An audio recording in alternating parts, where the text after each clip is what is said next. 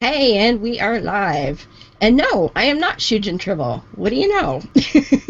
Shujin is busy raising money for cancer awareness this evening, and a few of our compatriots are also engaged elsewhere, so we are really pared down this week, but that's okay. We're going to make it work anyway. And before I begin, I will welcome our guest this evening, which is Corinne from the Wayward Atheist podcast. Good evening. Hello. Hi. And this is Holy Crap the Vlogcast, and it is a vlogcast that comes from a skeptical point of view to answer some of the questions of why. This vlogcast started as a combination of spite and the Streisand effect when people on Facebook didn't like to be told they were doing facts wrong. Some of this is also to follow the old adage that sometimes the journey is more important than the destination. So we've met our guest this week, and also joining us over in the steamy state of Pennsylvania is Joseph, or Joey. Good evening. What's so good about it? You haven't melted yet? Right. I'm guessing that's a bonus. I don't know. And now Corinne joins us from the probably exceptionally steamy Florida. Yep. But I'm a new Floridian. Of but does she have air conditioning? course I do. Everything in Florida is air conditioned. Bite me. Everything. I mean, you walk into a building, it goes from steamy hot, and then all of a sudden you're freezing. It's like the Arctic in every building. So you have indoor Canada. Yeah. Except it's real. Yeah. Well, joining us from over the pond in Paris is Joseph. Good morning. Good morning. And how steamy is it in Paris? It's cold. Cold. Yeah. What's cold? Only two guys to show up, and you end up with the only two that happen to share the same fucking name on the same show. Yeah, but this Joseph's he's doing all the sweating for me, so. There you go. There you go.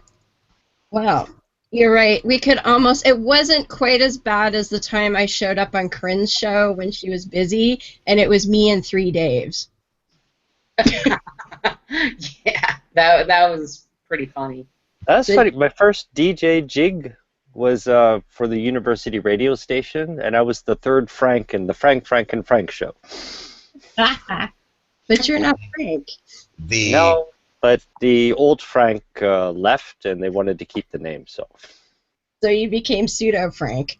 Yeah, the second Frank was a squeaky Woodstock doll. Good thing they didn't let me say that. So while doing a jig for your DJ jig, it's the first time I've heard that one, you were upstaged by a wooden Woodstock doll? Mm-hmm. Yep. And how does this make you feel? Oh, I don't know, not very valued. But the Woodstock doll was very opinionated. Had a big mouth, did he?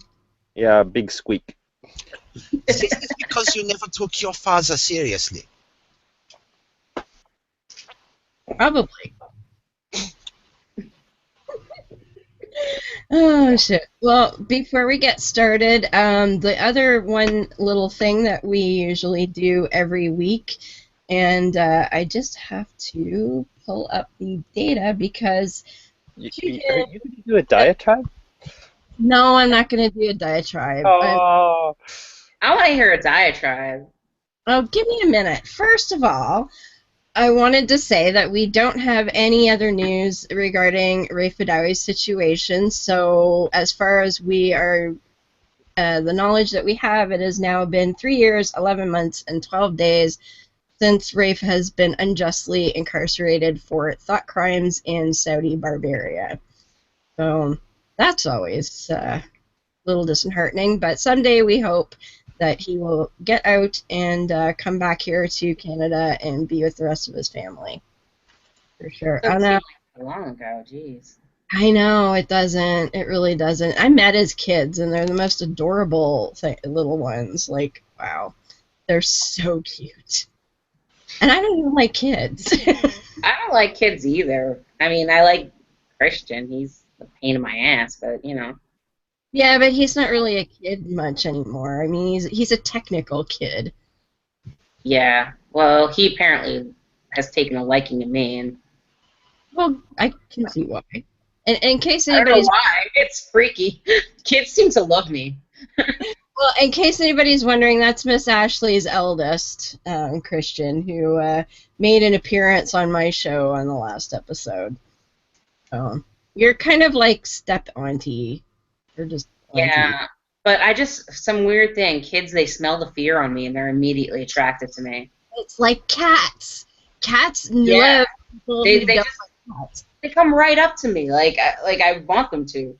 It's freaky. What freaks me is it's always the ones with dirty faces that want to come to say hello to me.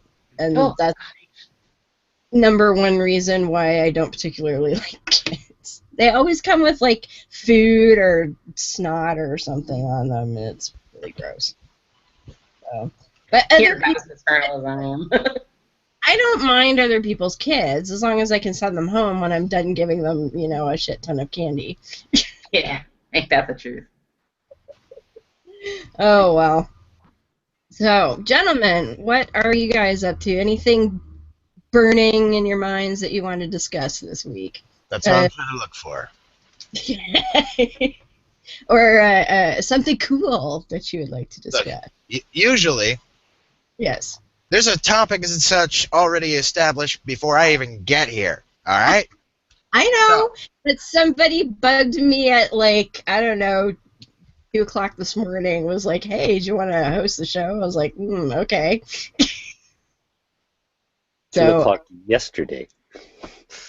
Your yesterday, my today. Yeah, okay. Sorry Sorry about that. I was just asking. Come on. No, and it's fine, but I didn't have time to prepare a topic thing, so we'll just have to wing it. Well, I'm not giving you my topics because they're for my other show.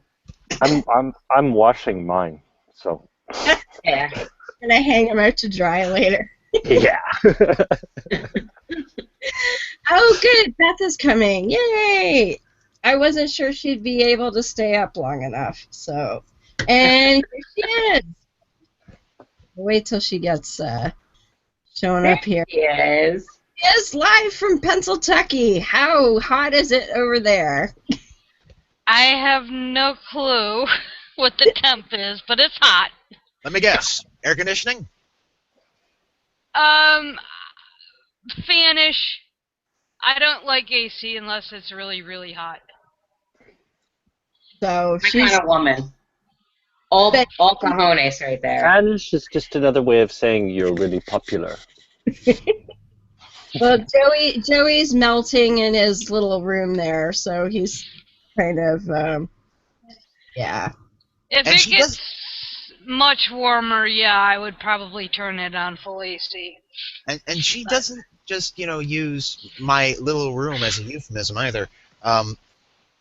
That's this arm's fully extended, and this is how far the other one goes. Yeah, no wonders you're warm. Yeah. He does live in a little room. I live in a studio apartment. Technically, this is a closet. I remember you saying that. Wow. I do this because the 2 roommates I have that are kind of a couple are in the main room. Right. And being the guy who just got out of the military and is used to a barracks room, it works for me. Not that far from the And hey, it's starting to feel like it again too. You can tell that I might just be a little or a little screwed up. Yes, I know it's not a Power of 10 show. I'm trying to watch it. Jeez, I'm hot. Alan can fix it in post. I'm actually giving him a separate audio file this time. He should be happy. So, and Dallin is off traveling somewhere, in case anybody's wondering. Not sure where Bridget or Tech is, but considering things are a little up in the air, they may have thought that we were going to skip it tonight, which is fine. That's cool. You guys get a break from me next week. See what shirt I was wearing? Yes, I did. I was talking about being on that show being with that Gru the other night. Who was I talking to? I was talking to somebody and I don't remember who now. Oh, last night I was Skyping with Shujin on his telethon there, and I was talking about it. Yeah, and if anybody's curious about what Shujin's up to and his fundraising, he's doing his 36-hour broadcast marathon this weekend, and in the Google show notes, I've included all of the information on how you can go and listen to him after we're done with us. So wait, but then you can go and listen to him and how you can contribute and all of that. So after we're done, please go and check out Shujin because he's going to be up all night and part of tomorrow yet. I went and hung out with him for an hour or so last night, and that was kind of fun. That's where we got talking about my former ghost hunting days. So she's wearing one of my staff shirts that I used to wear ghost hunting. Nice. You were there was a staff for that? Yeah. It actually says staff on the back of it. Yeah. EVP. Yeah, EVP Society. Boo VIP. Also, Yes, go ahead. just real quick, if I do happen to suddenly go plop, probably because my router is overheated again. Uh-oh. You should get it a cold drink or something. I'm not the only one that's saying screw this heat. My router doesn't like it. My truck doesn't like it. Oh, Get a little fan. I have one of those little dinky fans. That's what I keep on my router and computer. Yeah. Oh, wow. Oh, well. So, what are we going to talk about, folks? Any burning issues that you want to explore this evening, since I didn't get around to coming up with a topic? Then I'll talk about it. I don't know. Okay, There's just so much. what do y'all think of the Johnny Depp situation? Fuck that shit. Oh, Okay, for those of you, Well, for those of us who have absolutely no idea what you're talking about, can you elaborate? well, Johnny Doesn't it Depp involve pirate and talk? Johnny Depp and his soon-to-be former ex-wife were supposed to speak at Reason Rally this coming week, and they both pulled out, and the scuttlebutt is, and I haven't confirmed this either way because my information came from rag magazines for some odd reason. Supposedly the soon-to-be ex-wife has filed domestic violence charges against him. But I hadn't heard that part. yes, that came out just before I left for work, so I don't know where it stands. I don't know if the charges are legitimate or not legitimate. But Right. that's the personal reason as to why he and her pulled out of this coming weekend. Okay. Well, if they're both capable of pulling out, I think that's a good grounds for divorce. I'd let him hit me. Hey, Joe? Yeah. Who is his wife again? I forgot. Amber Heard? Heard. Like as Heard. in heard the music playing. Wait a second, wasn't he with a French chick for a while? I don't know. He was with Kate Moss, no? Well, yeah, it was Yeah, that was a while ago, though, I think. the 90s. Okay. I don't follow Hollywood. Very, very little do I follow unless it's something Me either. autism or bipolar. That's about the only thing I follow with Hollywood. Well, you need it to follow Hollywood. No, I don't even have TV. What the flip would I do follow Hollywood for. You need to be bipolar in order to follow them. Yeah, lobotomy helps too. Yeah. Well, I don't get I the whole, tried that. I love Hollywood movies. Like I love awesome movies, but when it comes to their personal lives, I don't really care. It's like your job is to act and entertain me. Entertain me. I don't give a shit about your life. See, I'm not really into movies or anything like that. I mean, I don't get to watch TV much because I work second shift, so I get to watch reruns on YouTube. Consider yourself spared that you're not Yeah. able. I haven't had a Yeah. television since 15 years now, so. I'm going on 7. You saw my post about the nail salon today, right? Yeah, Adam Sandler. Every damn time I've gone there in like the last 2-3 months, they've had an Adam Sandler movie playing the entire time. Oh, God. I think the only movie of him I could tolerate was the remake of Longest Yard, and I hate remakes. Yeah. And that's the only reason I watched it, because it was a remake, and I wanted to see if it was anything like the original. And it wasn't too bad. This one, But it Admit wasn't you the watched. original. I admit it. You watched it because it had Burt Reynolds. Joe? Wrong equipment, dude. I'm just saying. I like Burt Reynolds. was Lonnie Anderson in that one? No, Okay. she's kind of a ditz. You guys are giving me flashbacks. Burt. I love being Burt. And Chris is probably sitting there going, "What the hell are you guys talking about?" Don't mind us.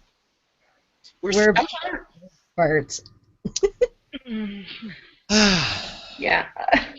Well, the thing for me, Hollywood, it's the same fucking movie since like 1950. It's the same. There's like about 5 key stories, and now I just start watching a movie after 10 minutes. I know exactly what's gonna happen, so I turn it off. Well, that's why I mostly stick to superhero movies, because I kind of already know what's going to happen, but I want to see it anyway.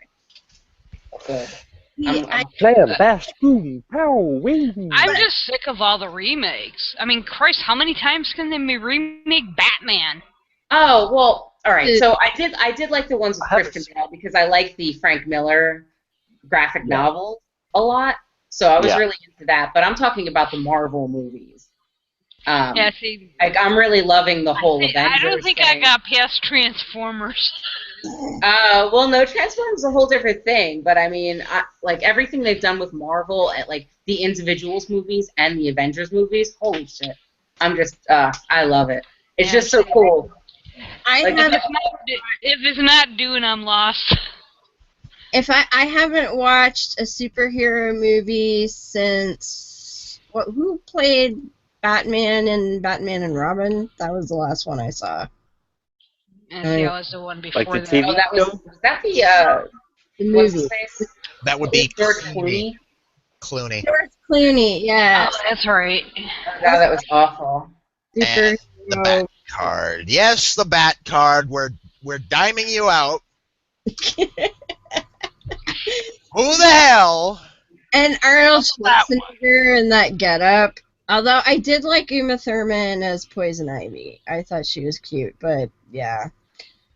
So I never ever read comic books or graphic novels or any of that stuff. So half the time a movie will come out and I'll be like, "Oh, that's an interesting concept," and somebody will tell me it's a comic book, and I'm like, "Really? Okay, I had no idea."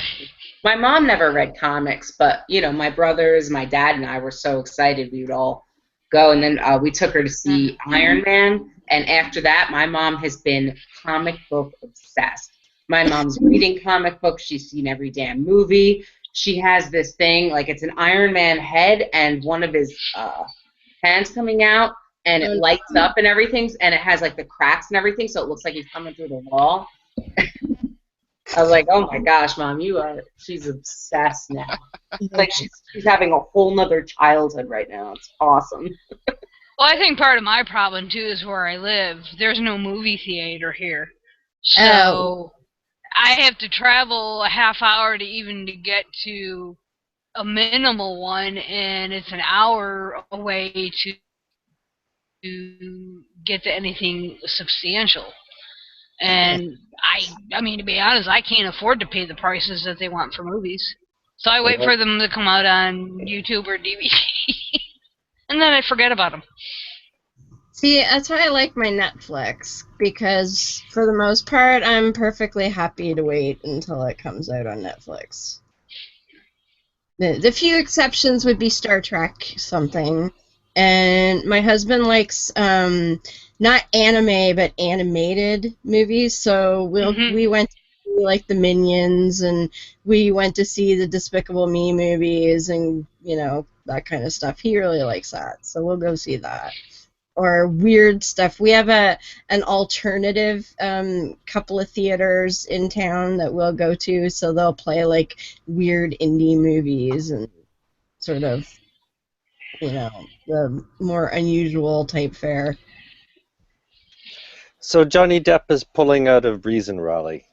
Yes. Yes. And is there still going to be a comfort zone? Not really, because Beth sent me an article this morning, and originally Banana Man was trying. Yeah, you did. Banana Man was trying to get something like 1,000 of his followers to show up and witness to us poor Christian heathens out there. Probably tried to make them pay to do it. No, he was actually going to give away $25 subway cards, apparently. But oh, really? Yeah, I'm still going to see. Oh, I remember now.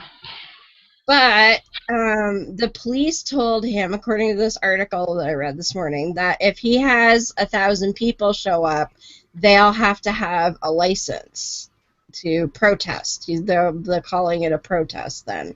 So what Banana Man is saying is he's going to go with like 7 or 8 people of his own. And if all the other Christians out there want to, show up, it's a free event, by all means. It has nothing to do with him kind of thing. So. Yeah, he would have to register as a counter-protest to the Reason Rally, and because Reason Rally basically has first dibs is what it's coming down to by the sounds of it. Reason Rally has first dibs, so they're basically being told no go.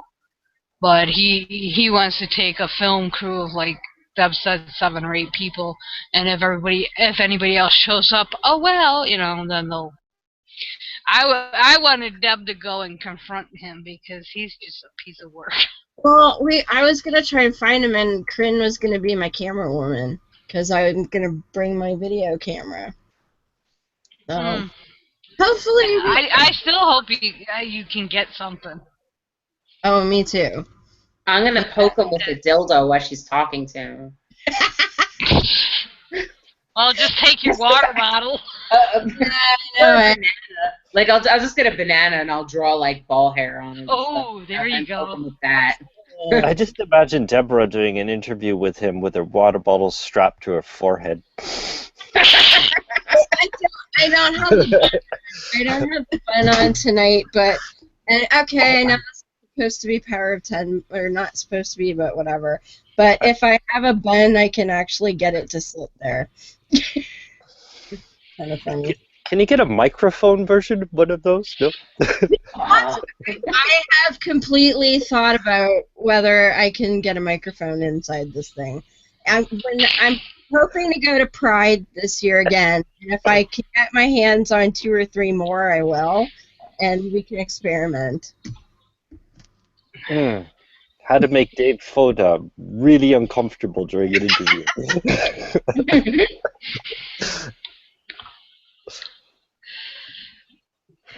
Oh wow. Yeah. Well, so when is this happening? I mean, I'm so out of it. Sorry. A week today. A week already? Wow. Yeah. Okay. I'm leaving today's now Sunday, so I'm leaving tomorrow. Okay. Is it going to be live streamed anywhere? No. I don't know. Last time was in 2012, and they did video everything. And then they put out a DVD and they played it on Atheism TV as well. Okay, awesome. I have seen the majority of it when Atheist TV launched, and I watched it then. So I have seen most of it. But let's see. There's still a lot of good speakers going to be there, like Bill Nye speaking, and the amazing Randy, and Lawrence Krauss? Lawrence Krauss, yes, he's speaking. Of course, David Silverman will be there. There's a bunch of people. I don't have the website up right in front of me. But as I say, Penn Jillette was going to be speaking. Oh, John Delancey's speaking. Yeah, John Delancey's going to be there. That's exciting. And I don't know if any of you saw our good friend Callie Wench was hanging out with John Delancey yesterday. So a little bit. Saw that. Just so I guess it's all right. We'll let it slide this time. But who else is supposed to be there? It's still a pretty substantial. And I believe they were bringing in a video link up to Richard Dawkins. He was supposed to. He was supposed to, yeah. He can't travel. For those that are unaware, he had a stroke not too long ago, minor one. So he's still on travel restrictions. He can't fly, is my guess. Yeah, it was a little bit disappointing as well, but there you go. You know who it would be awesome if Neil deGrasse Tyson was there, because I'm in love with him. Planned. He's going to be... No, Well, I I'm don't. going to see him in November. He's coming to Jacksonville, so that's going to be awesome. Yeah, we're sure to get him on That'll the show be cool. Yeah, get him on the show, man. Oh my gosh, I'm going to stalk the fuck out of that man. I'm so sorry. Yeah, we're really going to get him on the show now.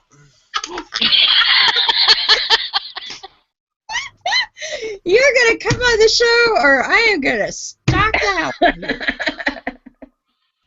Oh my gosh, I am so sorry. I have no filter. And everybody drops an F-bomb at least once on the show when we're not supposed to, so. I already did twice, and it's I know. That's if okay. you have kids watching at this hour, you've got a problem already. Well, Debbie kind of got an interesting crew on for being non-explicit. You got me, who drops it probably every other word. And Corinne's almost as bad as I am. I'm pretty good at tempering it, but I don't know. This late, I'm never up this late, so I can't filter myself this late. It's too late. We could have the extreme opposite of a Power of 10 show. We could all come dressed as Teletubbies. Oh gosh. Oh, God. Oh. Although I used to watch that show. Yeah. I used to piss people off at school because I used to watch that show and everybody was so against it because, you know, the whole gay thing. Oh, So I used to watch it just to piss people off. Was this the one that Well, had Pat Robertson was a big draw at our school, so. Of course. Well, my lunch times during school were The Amazing Spider-Man and Pee-wee's Playhouse. Yeah. So, Oh, and that was the old Amazing Spider-Man, right? Yeah. Like Spider-Man, Spider-Man. Spider-Man. Does whatever a spider can. Yeah. yeah, don't get me started. I remember. Oh, of course. Did you ever watch Hercules? Hercules was so funny. The Hercules and Xena are my... Oh, no. Forget Sorbo. Not that toy. Oh, not that one? Okay. No. Fucking animated, and I believe it was originally created in the 1960s. I know which one you're talking about. I don't remember. I only remember He-Man. Jesus Christ. Oh my gosh, He-Man, that was awesome. That was so terrible. It was awesome. Yeah, I think their animation crew, they had like 20 scenes that they would just like reuse at random. Oh gosh, Shira was like a step down from it. Yeah. Oh. for that, because whenever he was swinging on his web ropes, they would always recycle the same scene of him like swinging by. Who cleans up that shit after him? Jesus. Good point. That is a good point. There's like web hanging everywhere. Who cleans that up? Biodegradable. It's strong as steel. This damn spider guy's been here again. I've got web all over my crap again. God damn. Somebody get an industrial can of Raid, for fuck's sakes. I wanted to be Spider-Man so much as a kid. I got bit by a spider, and I'm allergic, and I got this huge rash, and I thought, holy shit, this is it. I have spider powers now, because I didn't know that it was an allergic reaction. And I went up to the second story and jumped out the window and didn't. I thought I was going to web sling, but I didn't. Uh-oh. Whoops. And what did you break? Nothing. I have very strong bones. Gravity. My pride. Gravity. It keeps us all equal. Yeah. Maybe you're more Wolverine. I can see that, actually. Yeah, that didn't work out so well for me, so I don't go out of my way to get bitten by spiders anymore. Oh, yeah, I can see that, though, you know, because nobody tells you that this stuff is fake, right? So you're just like... No, I mean, you know, I'm told, like, by that age, my parents had given me a Bible, so I was like, well, if they expect me to believe this shit, maybe this shit's real. Nope. Well, if they're attacking snakes and donkeys, a guy that shoots spider webs isn't that all far-fetched. Yeah, and then when I realized that was fake, I was like, oh, this shit's all fake. I grew up believing in Spider Jesus. He spins a cocoon and reemerges as a butterfly. The resurrection. They come out as a beautiful butterfly. He's gonna hear this and be like, "What the hell did you do to my?" What did you do? I had it in very imaginative. I hijacked it. That's alright. I said I was gonna hijack it, so you know, whatevs. That wallflower last night was like, "Oh, this is gonna be interesting." Why didn't you invite him? I don't know. I think he's posting right now, but I didn't know how many people were going to be here, and if I invited too many and then the hangout was full, I'd look kind of dumb. Oh, yeah, come join our show. Oh, what do you mean? You can't get in? Oh, sorry. Sounds like my last date.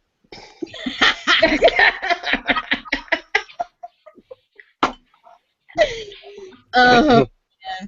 Well, you know, I had to go to a family thingy earlier today, and it was the part of the religious side of the family, and I was actually rather pleased because we got talking about the bathroom bills, and everybody was totally supportive of trans people, so that was nice to hear, because I started talking, and then I was like, oh, wait a minute, I don't know if any of these people are, like, freakazoid Christian or just normal Christian. I've had mixed Didn't reactions Obama say among my something about friends. that? Sorry, what was that, Beth? I've had mixed reactions with some of the people that I know here in real life, and it's like, I just keep my mouth shut. It's safer that way. As much as I hate to, but... Right. Now I'm going to North Carolina 4th of July weekend, and I'm going to dress as a boy and go around to the bathrooms. All right. I'll loan you my beard. Oh, there you go. I'd be like Monty Python with the big... Hello. Obvious get up. All the new women here today. Oh. That'd be great, because then if they're like, oh, well, I think you have breasts or something, you can be like, oh, you sexually assaulted me. Those are mood There you go. Yeah, Dobler's gonna freaking video it for me. Nice. Excellent. Oh, and him and I have a couple things planned. Excellent. That's our good friend Jim down there in North Carolina. Yep. And we spent a bunch of time talking about you Americans, so that was fun. Yeah, there's no shortage of material. Well, the one girl was my husband's cousin's daughter, so I'm not sure what that makes her, some flavor of cousin. But she said she'd been to Kansas City recently and was struck on with the disparity between the poor and the wealthy. And of course, I've been to Georgia. And that's pretty common in a lot of places, but she'd never see. She's like 20. I think she just turned 20. So she was pretty shocked by that. What did I they guess pay people grow up around with it. the poor there or something? What? What's that? What? I said, did they pave the streets with the poor there or something? Well, no. In the U.S., usually you can, like, the neighborhood I live in is pretty nice. Like, it's, I guess, trendy neighborhood? I don't know how to describe it. But, I could drive, I could turn left and drive, and then I'm in this really rich neighborhood. And I could turn left and turn right, and I'm in the hood. So it's a lot of extremes in a small area in a lot of U.S. It's the same thing here. But in France, they like to put the poor out into the suburbs. I've heard that. It's really different because Paris is a major tourist place, right? So the downtown areas is where all of the tourists are going to be. So that's why they'd want to keep poor people away. New York's a tourist place, and they don't give a shit. You walk off that bus, and there's the first homeless person. Give me some money. Hey, come on, muggers got to work too, man. Yeah. Well, I know in a lot of the Olympic cities, when they get like 3 to 6 months before the Olympics, they literally try to bus the homeless out of the cities because it's not unusual. New York City has never hosted an Olympics, but I know, like, even when they had the Atlantic torch came through Buffalo, and I was still living there, and I lived right on the cusp of the west side and the upper echelon of the city aspect, and it's like you could tell they were trying to clean up the quote bad side, and it's like, seriously, what's that going to accomplish? You're pushing these people out because you don't want it to be seen. We all know it's there. Well, that's what they did in Philadelphia when the Pope came. Yep. They pushed all the homeless people out where they were. It was disgusting. And Philly ended up. What's that? I said, isn't he the guy that's supposed to want to see all the poor people? Right where he spoke, they kicked all of them out. And that was actually, the Pope didn't have anything, not to defend the man, because I think he's a PR Pope in my opinion, but he was against it. He wanted, he wanted it as normal. It was the city, it was the officials of the city. Well, it was also the World Meeting of Families, or whatever it's called, that was supposed to foot the bill, and they only foot part of the bill. So my tax dollars went to that when I was living in Philly. Yeah. Well, and now another fun time with popes. A few years ago, when Pope John Paul was still alive, he came to Toronto for they had the World Youth Day there. Yeah. And it brought in so many people to the area of Toronto that it caused the sewer system to back up. And it actually destroyed businesses. Yeah, it was pretty bad. That sounded like a interesting version of Guess Who. Yeah. Fun with popes. Fun time with the pontiff. Oh, my favorite one though is from history, and I believe it was in the 1500s. A pope had died, and the new pope that came up, he didn't like the old pope, like really didn't like him. So they dug him up and put him on trial, and then like found him guilty of a bunch of shit, and then like symbolically killed him again after they put him on trial as a dead guy. Okay.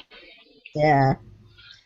I know you Catholics are weird, Joey, but damn. Hey.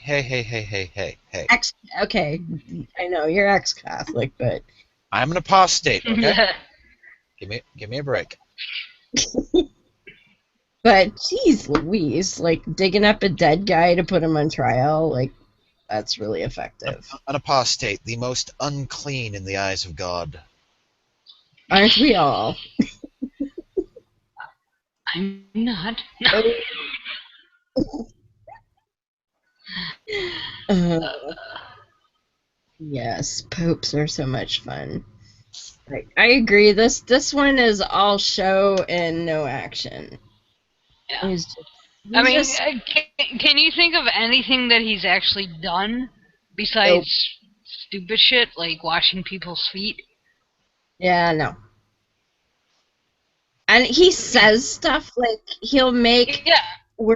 I forget what he said about. He said something reasonably okay about trans people, and then like totally diss them the next time around. And he'll say things, sort of nice about non-believers, and then later on it's like, oh, but they're all going to hell. Or, like he just does different things. Well, what kills me with him is that he'll say one thing, but his cyclicals or his written edicts or whatever, it's the exact opposite. I mean, like you were saying, it doesn't make any. It's like he spoke out. I'm going to use the pedophile case. He spoke out about pedophilia, but he's done jack shit about it. Yeah. I mean, it's not just a Catholic problem, but he hasn't done anything. Instead of saying, yo, George Powell, I'll use him as an example out of Australia, he's basically protected the guy. Yeah. Well, and he'll say, it's a bad thing, but then they turn around and refuse to overturn evidence. They'll refuse. What really pisses me off is when I hear stories about them, they'll say, oh, we're going to provide funding for victims to get counseling. And then they will come later and say, oh, well, it's been so long. I'm sure you're done now. You don't need that money anymore. And as if they know a damn thing about when somebody needs counseling or not. Well, I know there's a couple cases, I haven't been following it as much, but there were a couple cases in front of the courts. I think it's in Minneapolis, and basically the Catholic Church has cut off funding for the victims, saying you've had enough counseling, and it's been, 3 years since they've come forward, not since the abuse, and it's like, and their whole reasoning is, well, you've had enough. I mean, how is that doing anything other than making the situation worse in some cases? Well, it would, because you're giving them hope that they can maybe get help, because a lot of people won't have the funds to go and get counseling, because in both of our countries, and I don't know about France, but I know in both of our countries, support for mental health is shit. So they're not going to get, counseling unless they can afford to pay for it out of pocket. So then they get the hope of, oh, great, at least the church is going to take a little bit of responsibility and pay for counseling. And then, like, 2 months later, oh, well, you've had enough now. Like, that's devastating. And it shows that they don't want to understand the impact of what goes on. Because, I mean, 30-odd years later, and I still have issues. And I didn't have to go through as much as some people did. People who were in residential schools and things like that, or orphanages run by the Catholic Church and that were just horrifically abused. Do you think those people are going to find a bit of equilibrium after a couple of months of counseling? You're nuts. But then again, they think, crackers turn into parts of bodies, so, I could hear you guys talking while I was in the other room, and you were talking about, how he's a PR pope and he says stuff, and then, the Vatican will say the opposite. If he's God's voice on earth, shouldn't he be able to do whatever the fuck he wants to do? Yeah.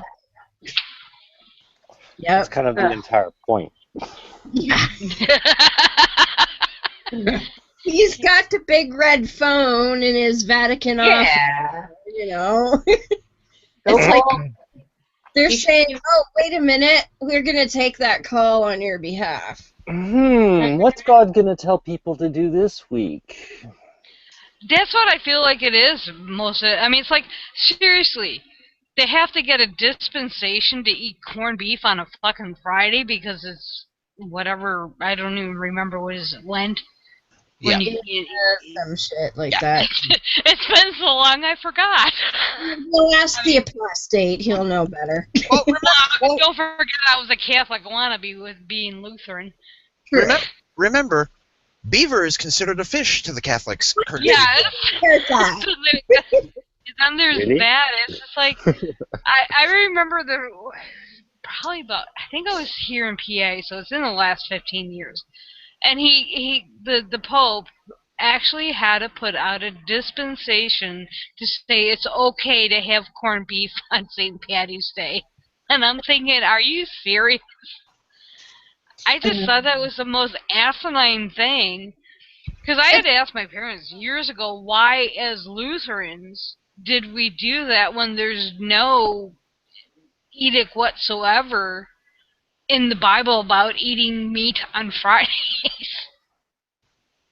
Yeah.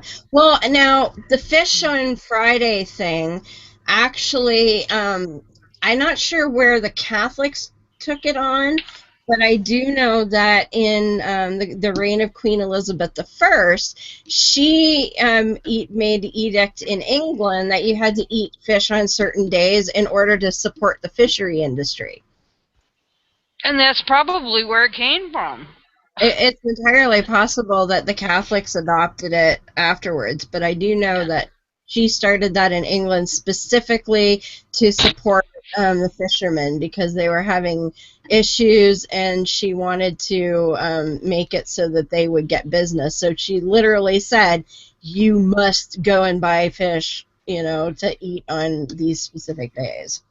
We're having fish issues. I don't know what the hell would happen to me because I can't stand fish. Ugh. Gross. Yeah, we're gonna have to cure your culinary non-habits. That's a I doesn't eat anything, seriously. I know.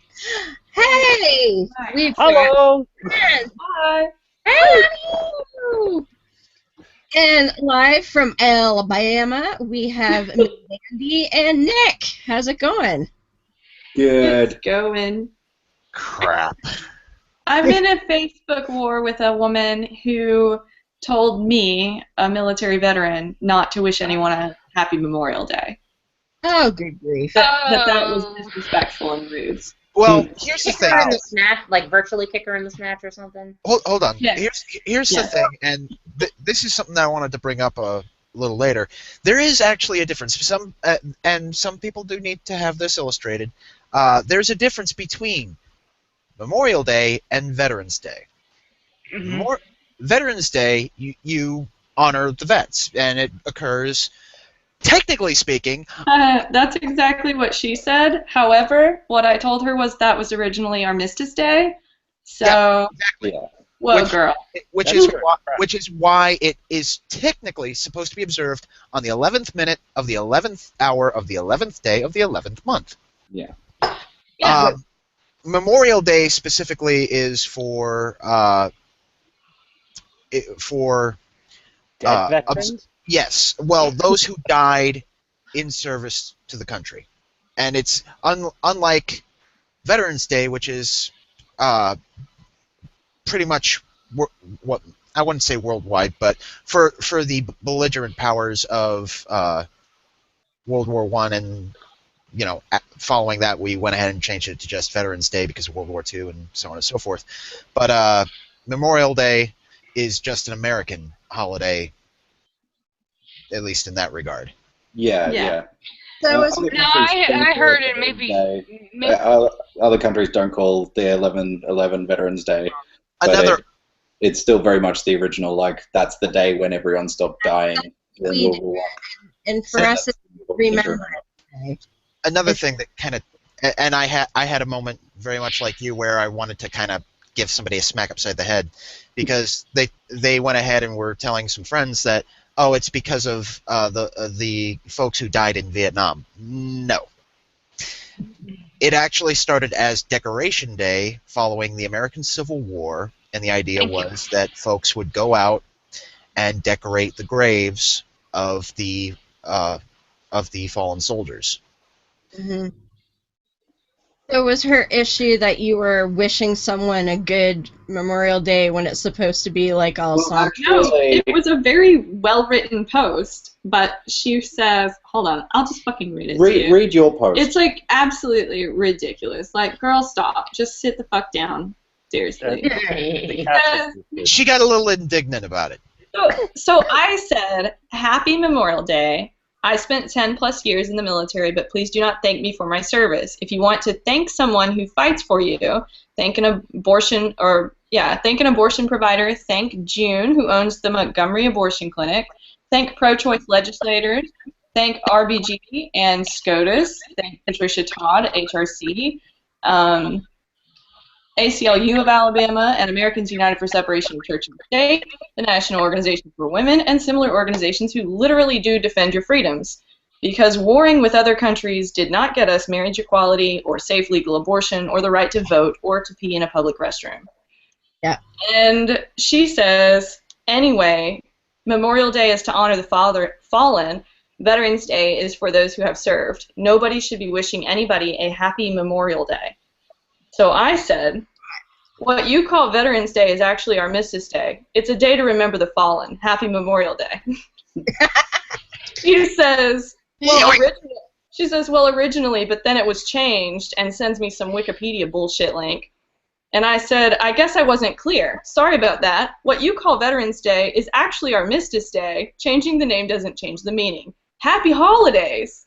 She comes back with some other snippets from shit she pulled off the internet, and I said, I feel like we're going in circles now. Isn't that what I just said? Listen, you just don't tell a veteran not to wish people a happy Memorial Day. That's the lesson here. Bye. Bye, girl. She said, alrighty then. My take on that particular one, and I suppose this is a bit of my Irish coming out. This is why most of my family still doesn't like to talk to me, because my mother, who was Catholic, and most of our family who are Catholic, my mother asked for an Irish wake rather than a funeral. Now, we did have a funeral for the friends and the family who wished to honor her that way. And following the funeral, my direct family, my stepdad, my brothers, my sisters, and others from that particular branch of our family held a wake. And, if you've never been to an Irish wake, highly recommend it. Yeah. You won't remember it afterward. Yeah. But, I have flashes of my uncle's Irish wake. If you're going to get mad because somebody asked you to have a happy Memorial Day, Happy anything day. Why would yes, it's a solemn occasion, and Don't- a happy day? Don't people say Happy Good Friday? And I mean, isn't that the day that Jesus was tortured and killed, supposedly? Yeah. Like, that's supposed to be happy? In Mexico, they have Dias de los Muertos, which is, I think, a fabulous holiday. I wish we did that. Simply enough, my point being, don't get mad because somebody wished a happy Memorial Day, because one of the best ways that you can remember someone, which is hence the name Memorial Day, is to remember and celebrate the good times in their life. Right. You don't want to think of them as your father or your brother, growing up and being happy together, not as, someone terrified in the bottom of a trench with, rotten rats eating their eating their toes and such. Sorry, I know it's not a Power 10 show, but we've blown the fuck by now, so Yeah, sorry. I'm sure of that. But there's no reason why someone cannot have a happy Memorial Day. So if you're going to get uptight about it, and this is speaking as a veteran, as a wounded combat veteran, bite me. Puts it so succinctly. It's not like it's happy day that specific person's name here died. It's, and even if it was, it would be, I hope you have a good time remembering that person for who they were. Exactly. We're not. Nobody's going to be happy about the fact that somebody died, except Hitler. Though, to be fair, he does have one thing going for him. He is the guy that killed Hitler.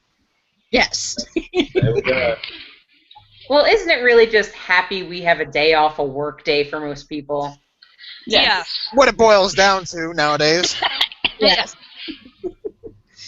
See, we had our holiday last weekend, and that was Queen Victoria's birthday, which most people, because her birthday was May 24th, so it became the May 24 weekend, which then became the May Let's Go Buy a 2-4 weekend.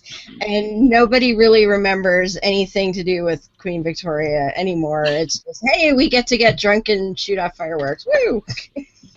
Well, Australia celebrates a thing called Anzac Day, and Anzac stands for Australia and New Zealand Army Corps, and they do it on the day that we landed on the beach at a place called Gallipoli in Turkey during World War I, where 60,000 of our soldiers died on that beach because of a fuck-up in British command, who basically said, Australia's a colony, so their lives don't matter, so, just die on the beach.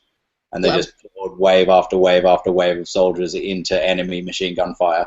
And that was like the last time that Australia allowed their troops to be under the direct command of foreign military officers. Like, we were like, no, we're going to have Australia High Command now, and you'll liaise with us about where our soldiers go and what our soldiers do. And we really celebrate it for that reason, because war is terrible. We celebrate Anzac Day on the day, and we still call it celebrating Anzac Day on the day that we lost the most, one of the worst atrocities in any military conflict was that beach. Yeah. And for both sides, I mean, we lost 60,000 and the Turks lost 100,000, and they don't know why either. So we get together on that beach and we hold dawn service with the Turkish and with Australians, and together we agree that war's pretty shitty, especially when you're dragged into them by other countries. Yeah. They were dragged in, we were dragged in, and we just killed all of our young people for no fucking reason. It's a good thing that shit doesn't. Here? Good thing that shit doesn't happen now. Oh wait. Oh. Yeah, Jenny's. Okay. I'll get off depressing subjects again. Yeah, about that. That's okay. And who do we have here? Jenny! Jenny. Hello, what's up, Nick? How you doing? Jenny's in the dark, but that's And where's Jenny joining us from? Birmingham. Well, I'm Birmingham, basically. Birmingham, Alabama. Okay. Yeah. Okay, have well, a because Birmingham. one of our regular panelists is from England, so I never assume. The other Birmingham. Yeah. The other Birmingham. Okay. Real I don't have a picture for you, Jenny, which is fine. I just wanted you to know that. Oh, Yeah, you're. there's enough light. Hold on. That's okay.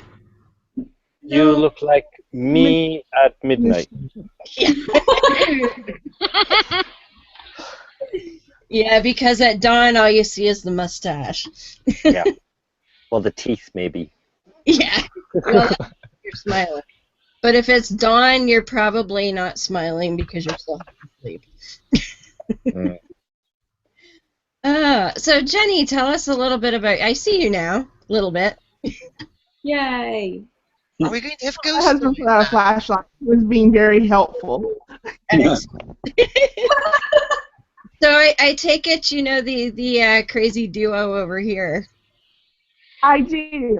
I'll admit to that. The local now chapter, Your power bill. and I'm an atheist. Yay! That's always helpful. I don't know if Shujin would blow a gasket if I had a Christian on or not, but he's busy raising money, so he doesn't get to say anyway. Well, thanks for joining us, because our usual panel is kind of our host is busy doing a 36-hour broadcast-a-thon to raise money for cancer treatment. So I kind of took over, and a couple of our other panelists were busy tonight. So we're just doing the everything goes show. It's just a total hijack. Yeah, total hijack. I don't know. Yeah, I I was still got talking to see you tonight, Zandy. Yay. Yes, I know, because Corinne said you guys might come, and then she said that you couldn't, and we were all bummed, and now you're here. Yay!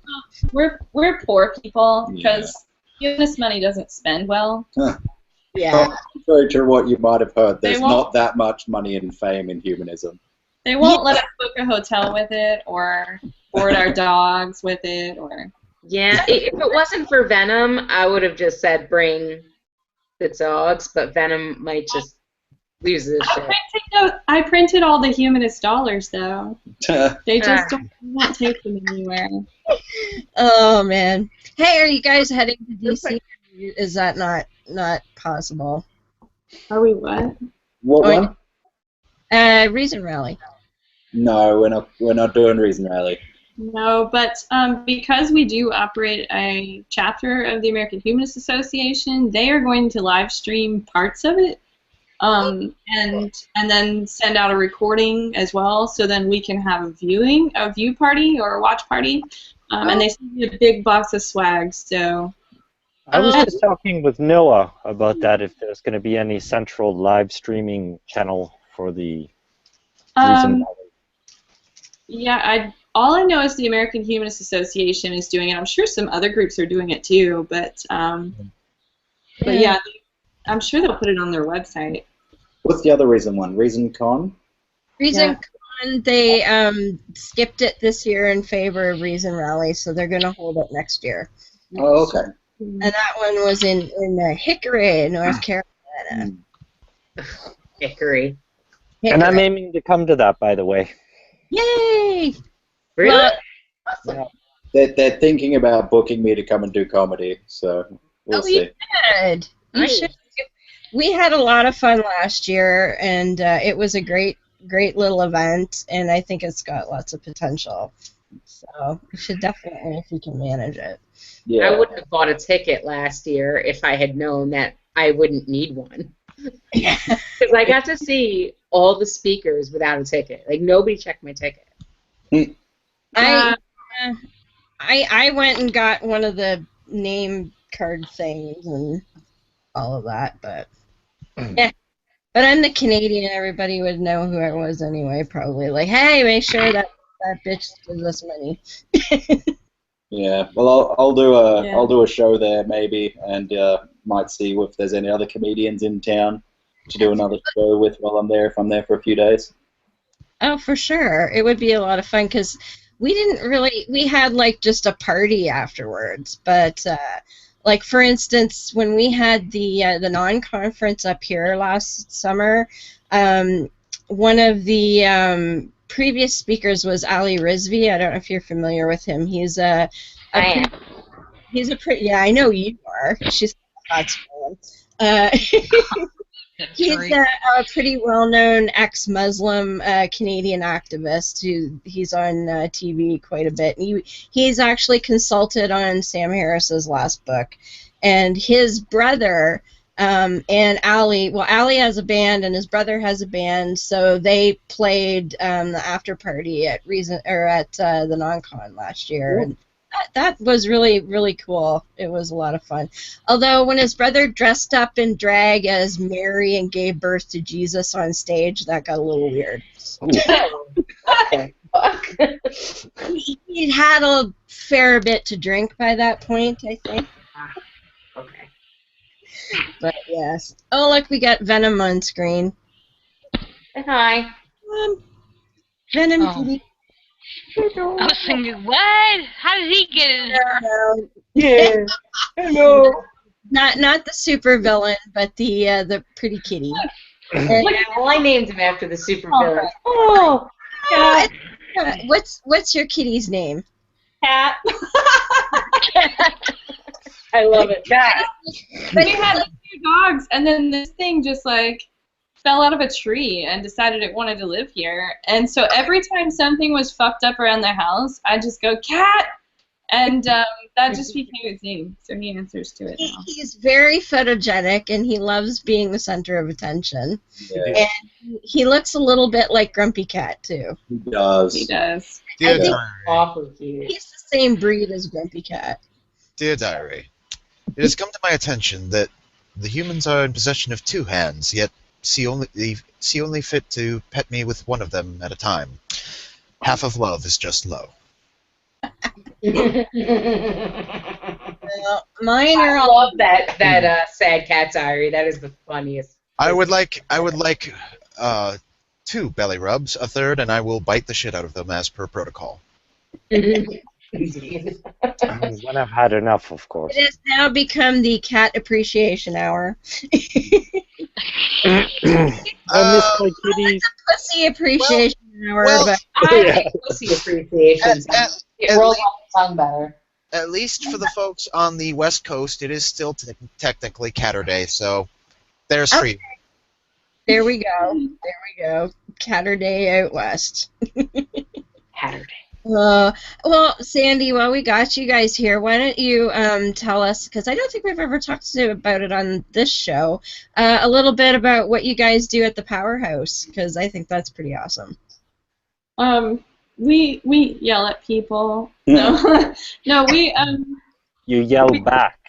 yeah. We shield women from protesters when they walk into the abortion clinic, and we actually just put up a huge banner attached to PVC pipes that covers. There's a walkway Right. on the property that the protesters aren't allowed to cross onto the property, so they can't come off the sidewalk. That's their line. Right. So there's a stepping stone pathway that's beyond that line that's just, 2 feet from where the protesters stand? Yeah. So it's very, very close, and we try to walk in between where the patients walk and the protesters stand and hold an umbrella because they try to take pictures of them. So Right. Nick and Rick, who's Mia's husband, put together this big PVC pipe contraption that holds this giant banner that stands right on the edge of the property, and so they can't see the patients when they walk along those stepping stones now, and it just pisses them off to no end. And by law, they cannot stand in the driveway, which is where the banner ends. Yeah. And so they keep trying to stand in the driveway to try and see and to talk to the women. Right. And I scream at them. So that's what happens. It was funny when we put it up. We started through the day, and I thought it would take like an hour, and it turned into we didn't finish until after sundown, and so. But it's so pretty. Yeah, and we were having a good So- time, and I like working with Rick. So we'd finally got it up, and we were checking on the concrete to make sure that the footings were all set. and he's standing on the other side of it, and he's a little bit shorter than me, about the same height as our protester, but and I go, let's test out how it works. Yell, don't murder your baby. And he goes, don't murder your baby, ma'am. And I go, fuck off, David. And he goes, hey, it works. Nice. Awesome. See, this is why you should be glad that you didn't have me involved there, because when you start involving PVC and power tools, I get creative. Last time I had that combination, the police got mad. Yeah. Oh, Yeah, And that's I sweet. like It sounds like a convenient the potato gun, but gotta take the high ground. Gotta take the high road. what if we do a marshmallow gun? Marshmallow gun? That'd be cool. Right? Yes, but that'd be very... You guys had the most brilliant fundraiser. Yes. Oh, yes. The You're, best ever. Honestly. yeah, you need to tell us about that, too, because that was pretty brilliant. The what fun? Pledge of phrase. Oh, the pledge of phrase. I'm like, which Yeah. one? Pledge of phrase. So we come up with all kinds of clever ways to shut up the protesters. I know, but that one I love that one. That was just brilliant. I guess it doesn't really work anymore because he's not like. Yeah, we took all of the steam out of his sails, man. Yeah, Oh. So pledge of phrase started when David Day, who is our regular protester, he brings friends with him sometimes, but he's the one who is all day, every day, always out there. Because he's paid. He gets paid to protest. So he calls himself a sidewalk counselor or a sidewalk minister, and he has a ministry. And so he has a website and a blog and a Facebook and a Twitter. And for those listening later, that was air quotes ministry. Oh, yes. So he collects money, he takes donations, and he used to have a ticker on his website, and it showed, please donate to my, air quotes, ministry. Please donate to my ministry, blah, blah, blah. And the ticker got up to like $4,000 one month. And he was out there one morning telling a woman that he wasn't doing this for money, but we were. Like, we're killing her baby. That's what he said. They're killing your baby for money. They get paid. I said, we don't get paid to stand out here. And abortion doctors can make so much more money doing anything else. And I said, he's full of shit. I said, here's his blog. And I pulled it up on my phone. I said, look how much money he got paid this month to do this. So he took the ticker off his website. Mm-hmm. So then he's streaming again. And I said, you know what, David? I said, I'm going to pledge $1 to fund abortions for every time you say that. And he says, what? And I got out a poster board. I always have blank poster board and Sharpies everywhere I go. So I pull out the Sharpie and the poster board, and I just start writing down, like, keywords, buzzwords that he always says. Like, don't kill your baby. Yeah, no, we had phrases and we had words. So God, murder, kill, baby, love, all of these things, regret. I put down all of his little buzzwords, and gift, because he says children aren't gift. That was one. Your baby's a gift, ma'am. I put buzzwords $1, and I made this list of words, and then at the very bottom I was like, big money, and I wrote like sings $5, yells into tiny toy megaphone $5, reads from the Bible $5 per minute. And these were pledges that people made, and we used hashtag pledge a phrase. And he used to have a Twitter that was public, and now it's private because of this. I tagged him every motherfucking time somebody donated. And I was like, look, bitch, like, we are making money. That. Because I used to fuck with him, too, because it was fun. Yeah, I'm like, what you're doing is funding the thing that you hate so much. And but he's really shut up now because of that. He's really subdued. He's getting. I got the coolest picture of him just sitting there looking sad. Yeah, he's like megaphone. Yeah. Character for my stand-up, and that's the super depressed sidewalk preacher who's just like, Well, and Life's a gift, ma'am. We raised like $2,000 in 2 weeks just doing that pledge and raise thing. Don't murder your baby, ma'am. If you have to murder someone, just murder me. I'm done. well, Nick, you came up with a brilliant strategy as well that got some press in some of the abortion rags around too. Yeah. I for a little while there to raise awareness, and as the mascot of the game, I created this character, Jesus Choice. Yes. I put on this wig, a frumpy Republican wig, as we call it, because I won't say who, but one of our friends puts it on and infiltrates Republican meetings. Oh, well, now they know. And so I look like, and so I got out there and I just gave it to him. And all I was asking is, why do you think it's appropriate to get out here and harass women? And that was the whole thing, Jesus Choice. And we've been, me and Jenny have been toying with this idea of writing a Jesus Choice megastar sort of play dealio, and putting it on in a few playhouses to try and raise some money for a fundraiser that's coming up. It's gonna be awesome. Yeah. So talk about the fundraisers. We're gonna do a week of fundraising in July to kick off our campaign to buy the Powerhouse. So Power stands for People Organizing for Women's Empowerment and Rights, and we're going to buy the house because we've been renting it, and the anti-choice people are trying to buy it out from under us to put a crisis pregnancy center next door to the clinic, which is, if you're not familiar, it's one of those things where they are allowed to give you inaccurate medical information and lie to you and try to trick you into carrying to term. Or browbeat you into giving birth. Yes. What is that noise? Is someone in a tornado? I have this sudden urge to duck and backing up. Are you backing up, Jenny? It's our siren going off. I guess it's coming through my windows. It's right across the street. Is there a tornado coming to Emporium or something? No, someone probably ran into a telephone pole again. Just don't oh my gosh. I get there, okay? I can't. Oh, I'm perfect. I'm on the second floor, so if it floods, it's not raining, but if it floods, I'm safe.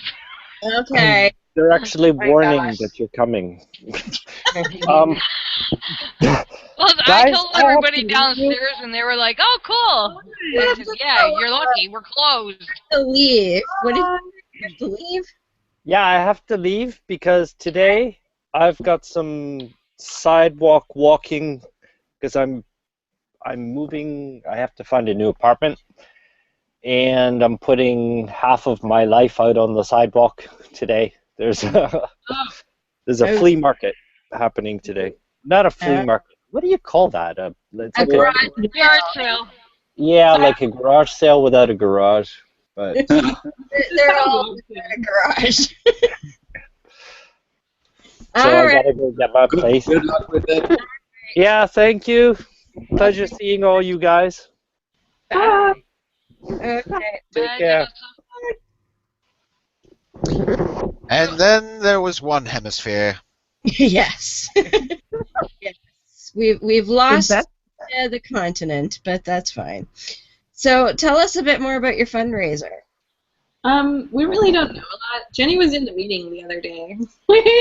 We don't have any details really nailed down. We know what we want to do. We just don't know which days and times and all of that. We're waiting till July. We're giving Pride Month their full month to make all of their fundraisers because they really need to raise some money for each of their organizations. And Pride, so Pride Month is June, and Montgomery Pride United is actually housed in the Powerhouse as well. So we are a meeting space for all sorts of activism. And I really want to, after we buy the house, I want to paint it in rainbow colors like that house across from Westboro Baptist. Westboro, yes. We'll see. But, and so I should just quickly plug that Montgomery Pride United is celebrating Pride Day in Montgomery on the 25th. So 25th and 26th, they're having a 2 days of celebration and pride, and we're going to march down to the Capitol and have a rally on the Capitol steps.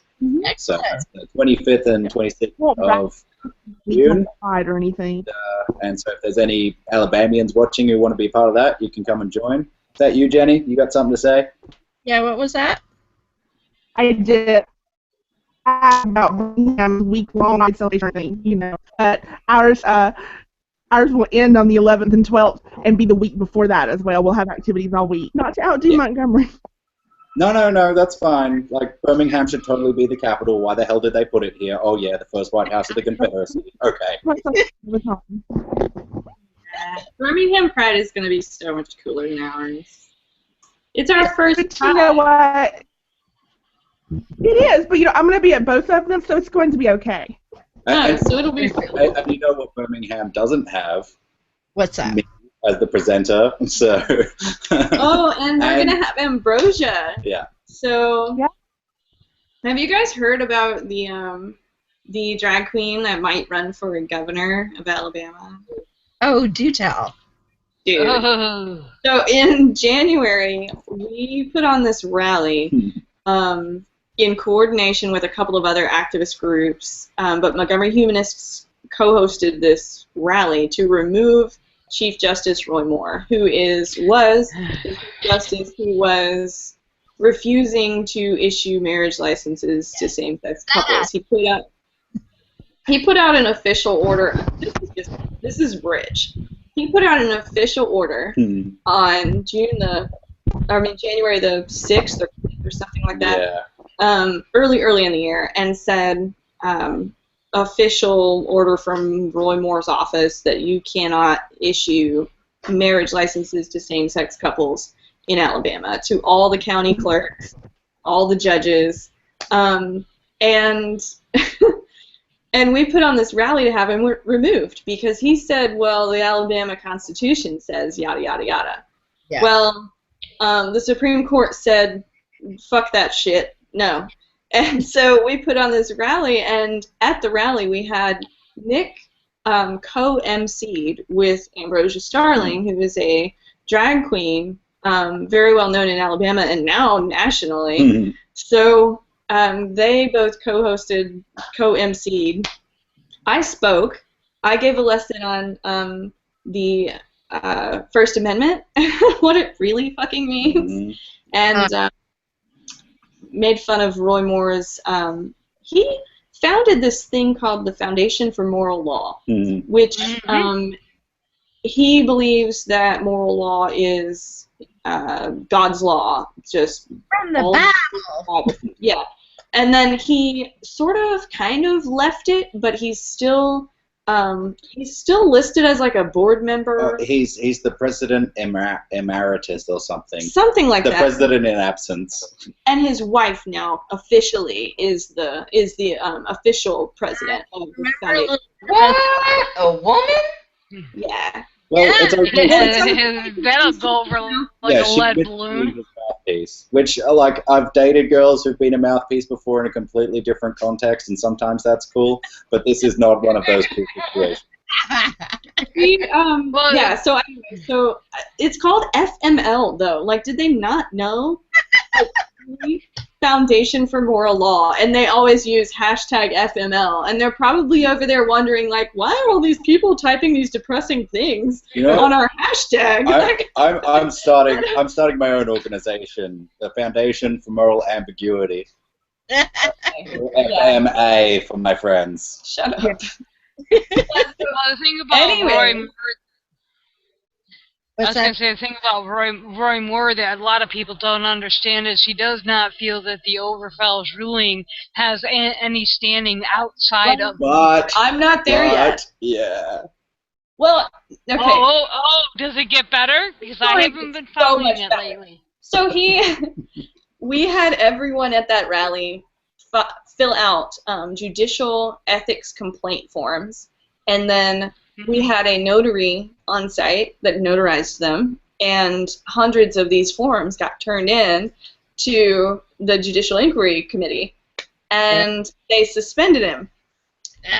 And he blamed Ambrosia because trans bathrooms and Ambrosia did this because the gay agenda or something.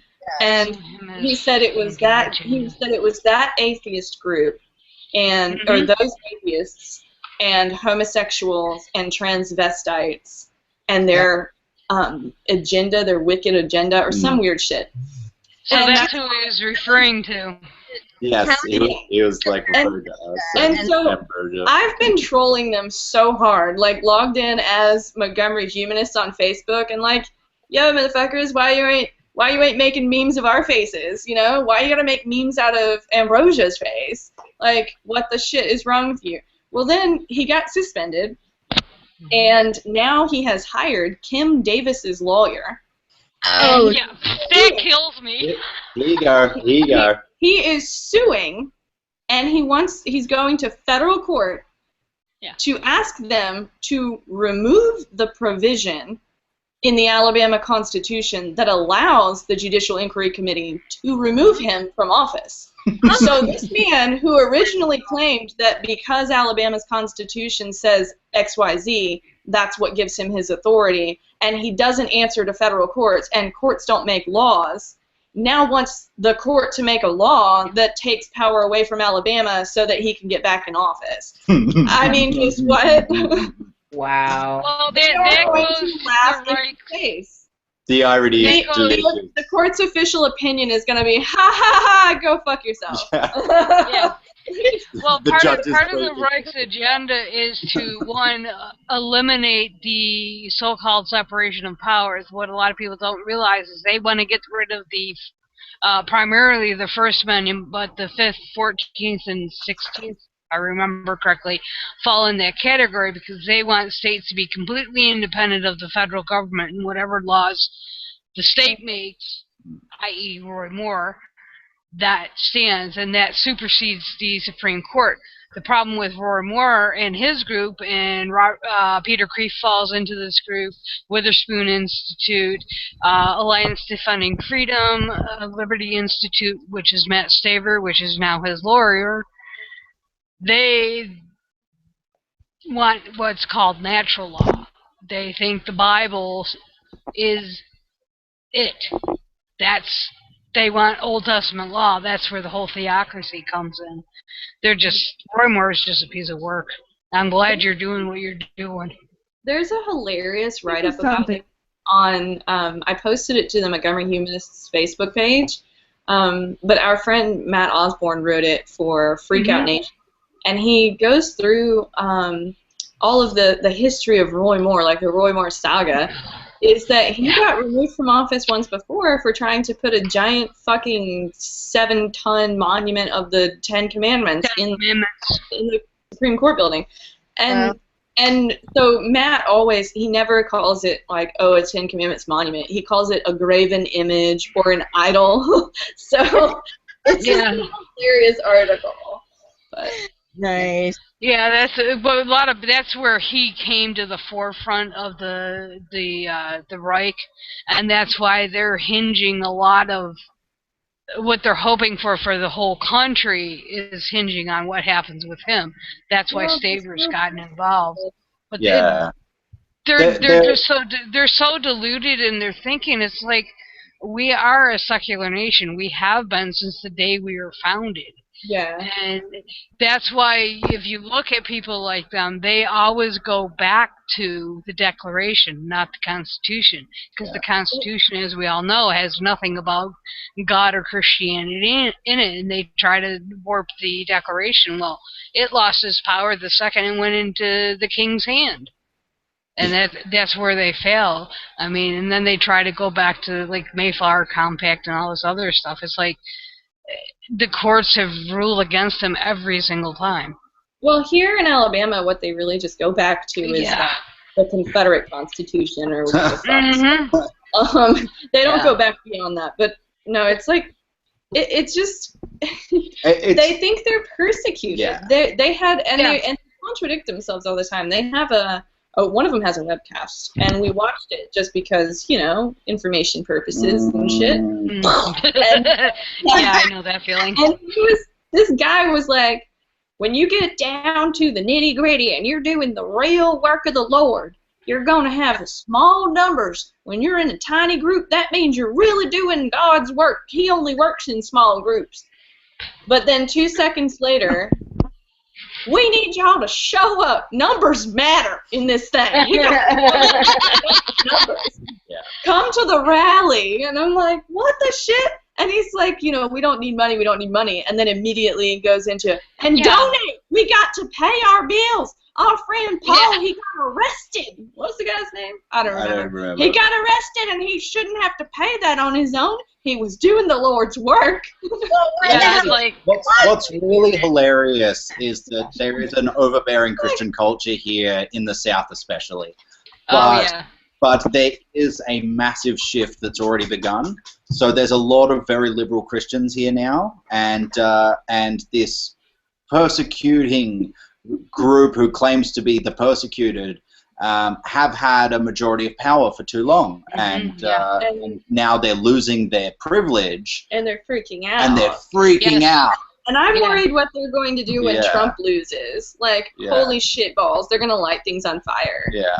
But it's good to see society turning away from them, but they're really losing their shit over it. So what you're seeing is go ahead, Corinne.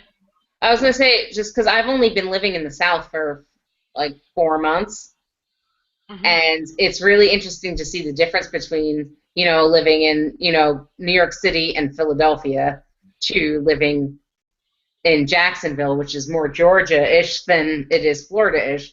And, you know, going up to Georgia quite often to go visit Bobby and Ashley, it's really interesting to see how the South is, but it's also interesting to see exactly what Nick was talking about, the how, you know, it's starting to switch a little bit, and it's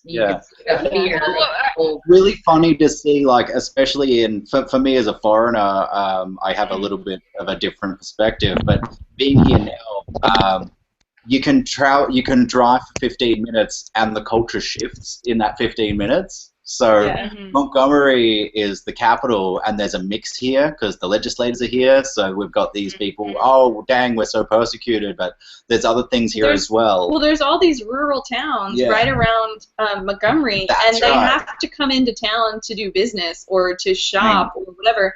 And so, like, today we saw a guy driving past the fucking Costco and the outdoor shopping mall with a full-size Confederate flag flapping from the back of his truck. And I'm like, that man needs to get the fuck out of here. Like, we should be screaming at him the way that people scream at us when we drive into their rural town with our Bernie stickers. Yeah, like, and the rural town is like 10 minutes away.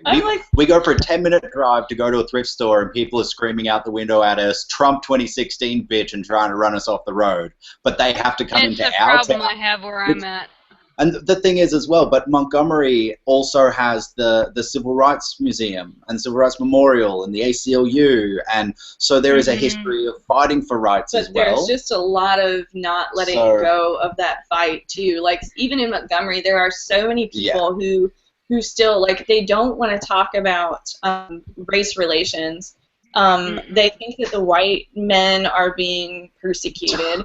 They think that, you know, the good old days were better and all of these dumb things. And I'm speaking from experience because I grew up with one of those crazy white men who thought that he was being fucking persecuted. So I just, like, it's weird that this is where everything started, and this is where everything still fucking is. Like, it's still happening. They tried to tear down the bus station where the Freedom Rides started, and they weren't even going to keep that as a historic thing, but the state stepped in and took control of the fucking first White House of the Confederacy, because that's important. Let's keep that thing pristine. But I mean, really, It's like I have relatives down there, and I remember the first time I was down in Virginia. and I heard people talking about the wall of northern aggression, and I was like, what? Yeah.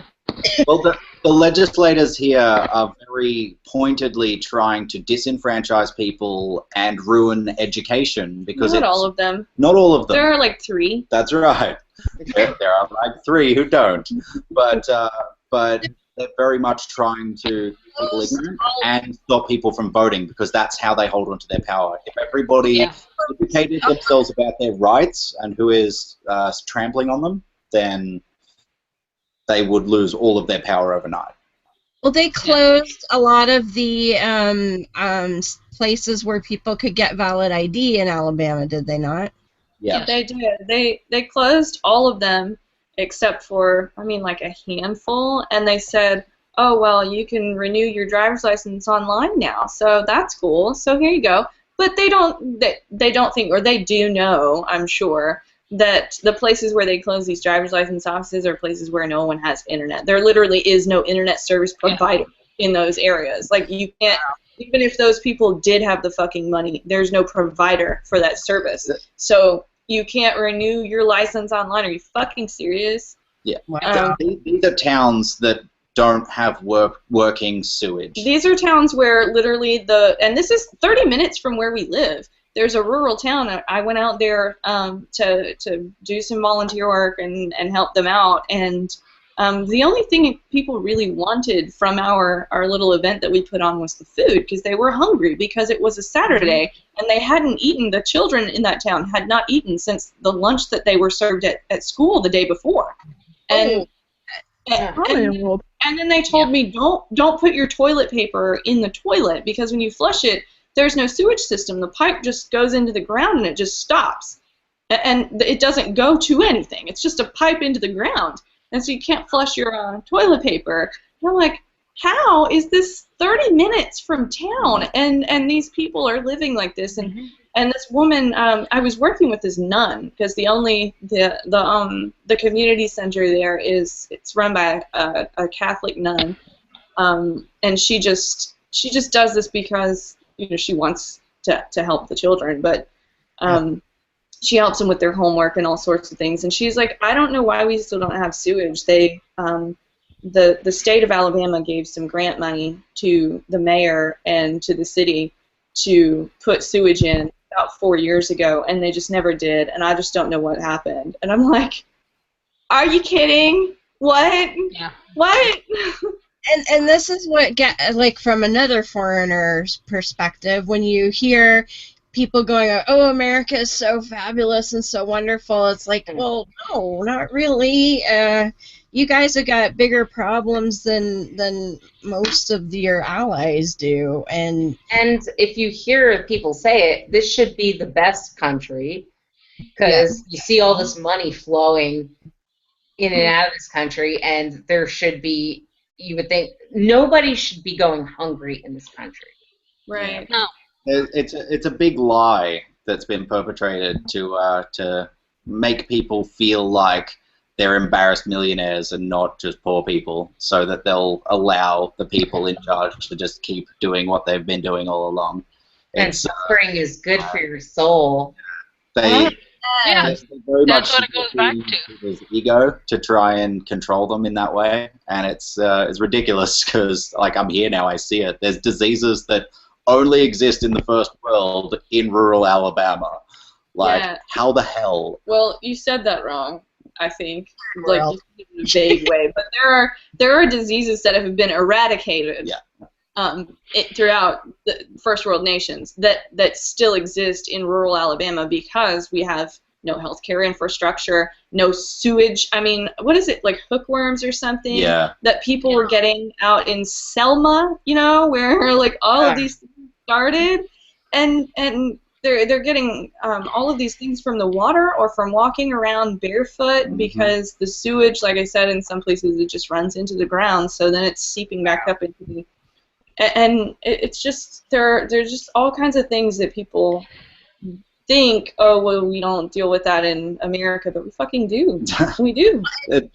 You guys weren't here when I was talking about it earlier. I was talking with some family earlier today, and we got talking about Americans, and the thing that we have the hardest time understanding is the pervasive attitude that if someone is poor, they've done something to deserve being poor.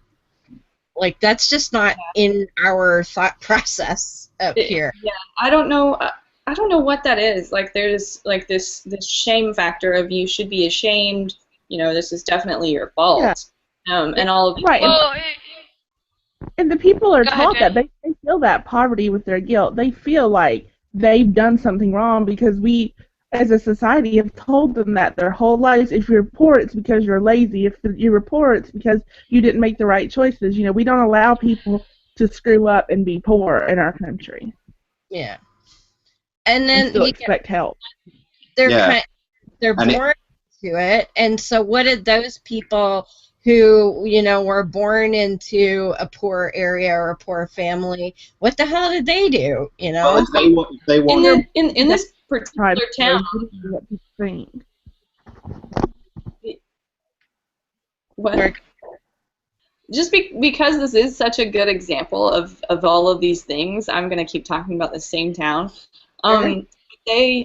If you're born, like you said, if you're born into it, if you're born in this town that has no sewage, then this town also has no jobs, because what business is going to bring anything to a town that they can't hook sewage to? Yeah. So there are no jobs. You can give them food stamps, but there's nowhere to spend them. So, I mean, what are we doing? What are these people supposed to do? They don't have jobs because there aren't any available. They don't have transportation. They don't have food. They don't have water. They don't have education, because that's the other thing. Aside from the sewage, the public schools there don't have textbooks, so the teacher is just trying to teach them things from memory. There's no internet in this town. The teacher's trying to teach them things from memory, and they are teaching them like the wrong spelling of words in second grade and different things like that. And they also got grant funds from the state for textbooks, and that money disappeared. So it's just, what do these people do? People always say in America, privileged people will tell you, oh, well, if you work hard. Well, there's no amount of work that's going to help someone in that situation. They need, someone has to come out and help them. A lot of, I mean, I will admit, I'm sure there are lazy poor people somewhere, but the poor people that I've ever come across are the hardest working people ever. They have 2, 3, 4 jobs, and they still can barely pay rent. They still need food stamps. I mean, it blows your mind. It's total bullshit to say. It's very expensive to be poor. Speaking from experience. And there's so many different issues surrounding that, like the education, the lack of infrastructure. There's just so many different things that create this poverty, and if we can bring it precipitates into a lot of other different areas too. Yeah, like because poverty precipitates exploitation, especially in third world countries. But you could see it happen in this country as well. It happens here. They bring so industries get millions of dollars in incentives, hundreds of millions of dollars in incentives to bring business to Alabama because it creates jobs. Well, they put those businesses right on the state line with Georgia, because Georgia has people who are educated who qualify for those jobs that they're bringing. No one in Alabama qualifies for them because our education system sucks. So then we're giving 700, and this is what's so fucked. The state of Alabama has a general fund budget and an education trust fund, and they pulled $700 million, I think, from the general fund for these incentives to bring a Mercedes plant or some other car to Alabama because it's going to create X number of jobs. They put the plant really close to the state line because they wanted people from Georgia who are educated. Well, then the general fund, because they took all that money out, then they couldn't afford Medicaid. So they pulled money out of the education fund to fill the hole. It's just this big circle of fucked. Like, we're just fucked. It's just, What? But hey, if you want to get an education or healthcare, you can always join the military and give up your right to freedom of speech for a number of years and be disenfranchised because they are one of the lowest voting blocks in the nation, and also put your life and health on the line and possibly die or get blown up and severely injured. So, you know, there's always that possibility. Or best case, you'll just have PTSD, which, you know, it's okay. Oh, well, that's not a real big problem at all. Right. Oh, no one has any issues with that. Right. So, you know, it's a good thing that this is the greatest nation on earth, hey. Yeah, I beg to differ on that front. When No comment. I mean, no, don't get me wrong. I'm appreciative to have grown up in a nation where I could, you know, it's better than, you know, growing up as a woman in fucking Saudi Arabia. But there's still a ways. And there definitely is, you know, absolutely more opportunity and more freedom. But, you know, it has the potential to be a really great nation, and it's just being fucked by so much crap that could be. There's a fix for this crap, but nobody really wants to hear the fix. No. Well, we figure out how to clone our prime minister. I'll let you know. Thank you. Seriously, like, I know a lot of Canadians are saying, "Oh, well, Trudeau hasn't made good on a lot of stuff." I'm like, well, you know what? Coming from the U.S., he's done pretty fucking good. You know what? Like, every single politician ends up not being able to do something that they thought they were able to do. Yeah, I know. The Canadians get mad because he doesn't do, like, one or two things he said he wasn't going to do. Like, our politicians promise, like, everything, and they do nothing. I'm curious to see, speaking of making promises that they don't know they won't be able to keep, now that Trump is the official nominee for the Republican Party, he will start getting briefed in by Secret Service. So he's either going to stop saying crazy shit, or I don't know. We'll find out how fucking stupid he really is. I don't know. Like, do you really think he needs to know things at this point? Better get started on that wall, buddy. Yeah. Hey, man, that's never going to get built. If he thinks that we're... Do it yourself. I am the president of the playground at our Unitarian church. We held an election of sorts to show the children how to get excited about voting and how voting works. And I went in as, I'm Polly Playground, and I'm going to be the president of the playground. And I did this southern accent, and I said, hi, y'all, I'm Polly Playground. I'm going to be the president of the playground, and you're going to vote for me. You know why? Because first I bribed everybody. And I gave them these little toy rings that light up. And then I said, everybody got one of these things, right? And everybody's like, yeah. Some people said no. And I said, well, all of y'all that did, you have accepted my bribe. And now you got to vote for me. And it's like, and then second reason you should vote for me is that I'm going to put a wall around that playground, and I'm going to make all y'all's parents pay for it. Even the parents liked the idea, so I won. Yeah. And then my number 3 reason was because I give short speeches, so there's more playtime. Well, and the thing is that I was hosting, I was emceeing the event, and auctioning things off, and so I started. It was an auction too. To raise money for the UU church. So in keeping with an actual democracy and the way that America runs, we started selling extra votes because people with more money get more of a say, and so people were buying additional ballots and voting twice, and then one person offered to just buy the entire election, and then they did. But she's a Unitarian, so she was very honest and gave us the actual count, which was very nice of her. But yeah, it was very funny to see democracy in action. That's hilarious. I bid for the leftover wine, so I got 3 boxes of wine for $10. What? Picking up, would you like a glass of wine? Not right now. Okay. We drank too much last night. We did. Yeah. Oh, we drank. I'm not going to drink again for like a year. You say that. Oh, yeah. That's going to last about a week. Yeah. Maybe after the next few weeks. Well, I had a really good gig last night, and they kept giving us booze. That was funny. There is this guy here who is like dressing up like Nick, and it's freaking everybody out.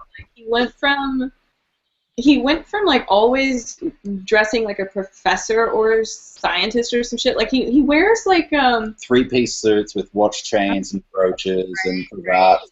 and like the hair gel and the stuff. He was just always like super snappy, and then he kind of had like a meltdown, and he had to be banned from volunteering at the clinic because he was making threats of violence toward the protesters. He was just mouthing off, And- but we can't have that. Yeah, and it's like, I mean, I talk shit to them, but I don't threaten to like kill them or burn their house down or shoot them or whatever. And that's a liability for us. So anyway, so he got banned, and then he shaved his head, and he went and bought some Doc Martens and some T-shirts, and he started dressing like Nick. Grew out his beard. And and then he came to Nick's gig last night and sat right in the front of the room, like right next to where Nick was speaking, all by himself, took up the whole front row. Wow. And so Nick opened his set with like, basically like, go kill yourself was what it sounded like, but it was just, it was awful. Like, I was really frightened that the guy was I just called him out for single white femaling me. I thought the guy was You don't going to single melt white on me. female someone. I'm the victim here. I'm being single white females. He said, stop single white femaling me. Zandy is not going to fuck you. and he said, you're making everyone uncomfortable. That wasn't me. That was Henri. Oh And then my gosh. Henri said that he just- looked like White Morpheus, and that was funny. Oh, shit. Wait, he said he looked Morpheus. Oh my god, he does. Yeah. Yeah. Well, folks, we're about coming to the end of the evening here, so why don't you guys tell us where we can find you, if you've got any blogs or websites or anything you want to plug, please do so. Oh, are we first? That would be you guys. Hi. So I'm Zandy Anderson. That's Xandi, and Anderson is spelled with an EN. So like I should just spell the whole thing. Whatever. I don't know. On Facebook and on Twitter, I'm that Zandy girl, and we are also Montgomery Humanists on Facebook. And I'm Nick Morganmore, so you can find me on all the social medias by searching for Nick Morganmore. That's my name. Things like Twitter, Facebook, and the YouTubes. And yeah, I'm also Montgomery Humanists. Vice President, y'all. Yay. President/Vice President kiss. Well, when you guys get closer to the fundraiser, maybe I'll have to come back and tell us some more about that. Yeah. No, for Look sure. forward to it. Excellent. And Jenny, do you have any websites, blogs, or anything you want to plug? Sure. You can always find me on Facebook. It's Jenny, Jeni, Tanner-Jordan, and you can find my organization on Facebook under Greater Birmingham National Organization for Women. Excellent. And Ms. Corinne, I know you have a thing or two to plug. Yeah, I am on a couple of podcasts. One's The Wayward Atheist, formerly The Atheist, for Canada. And a new podcast with Ashley from NRR and Susie from the Barroom Atheist called Lucifer's Ladies. We only have 2 episodes, but hopefully that will change in the near future. There's been a lot of stuff going on, in especially mine and Ashley's lives right now that's been preventing us from releasing an episode. So you can reach me at lucifersladies@gmail.com or waywardatheist@gmail.com, on Facebook, interwebs, whatever, all that good stuff. Okay. Thanks for joining us. And Joey, I don't know that you have anything to plug, but thanks for coming. Except his butt. Sorry, I'm never up this late. I'm all goofy. Oh, but the look on his face says it all. But thank you for coming out and joining us for the very unorthodox version of Holy Crap this evening. So thank you. You're muted or something because lips are moving and I'm not hearing. Unless he's doing it on purpose. No. I think he's probably doing it on purpose. Well, he's had microphone issues before. Well, while you're doing that, Beth, you can do my plugging for me since we kind of know up at Oh, fine. I have a plug for my co-host. Yes. You can find both Deb and myself along with Miss Ashley from NRR on Monday nights at 9:30 on Beyond the Trailer Park. Although we are on vacation, the next 2 weeks or 1 week? Beth and I are going to get together and do some live stuff on Monday that I hope to upload later in the evening. So there should be something come out Tuesday morning-ish, depending on how tired I am. But, yeah, and I made sure that I wiped the memory on the video camera this time. Yeah, our last foray over the Christmas holiday didn't work out so well. But you can find us on Monday nights normally at 9:30 p.m. Eastern Daylight Time, Standard Time. I don't remember what we're in anymore. Daylight time. And we just we shoot the breeze on different topics and have guests and stuff. And for myself alone, you can find me on Havoc and Chaos, which is hosted by Blogger, although I'm not blogging as much. I've kind of shifted focus to anti-vaxxers and anti-science people because I thought that woo would be a little easier to handle, and it's not. I was trying to get away from the religious BS, and these people are just as bad as your creationists, just as bad as your theists, but it's given me some time to work on some personal projects. And I've been putting out Havoc and Chaos Live. I have another episode ready to drop sometime tomorrow. So, and then you can find me on Twitter and Facebook. So. I'm supposed to, for Joey, say buttered toast. So so there we go. He's had his chance. Well, again, Joey, thanks for joining us. His Google is screwing around with his mic or something. It's not letting him talk. So, I love pie. I like pie. Well, hopefully you will keep from melting before next week.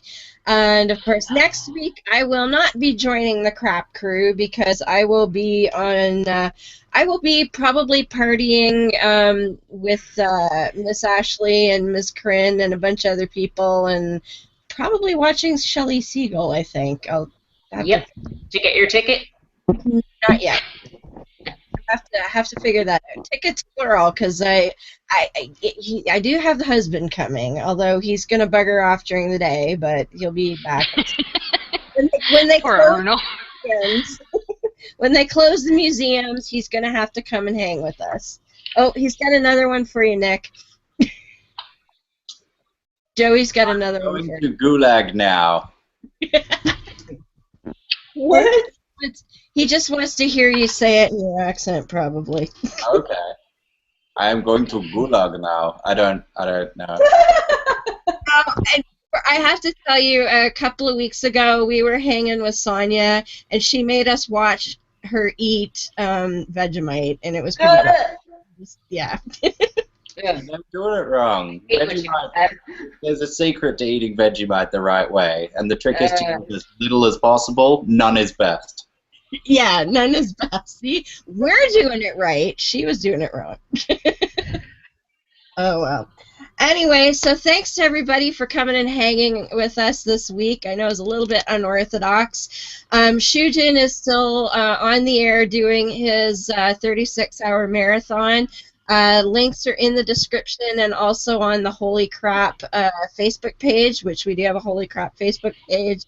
We also have holycrapthevlogcast.com, I believe it is. I don't know all the emails and Twitters and all of that, unfortunately, but Dowling can fix that shit later. He can put it in the description or something. So until next week, everybody have a great evening and take care of yourselves, and we'll see you next week.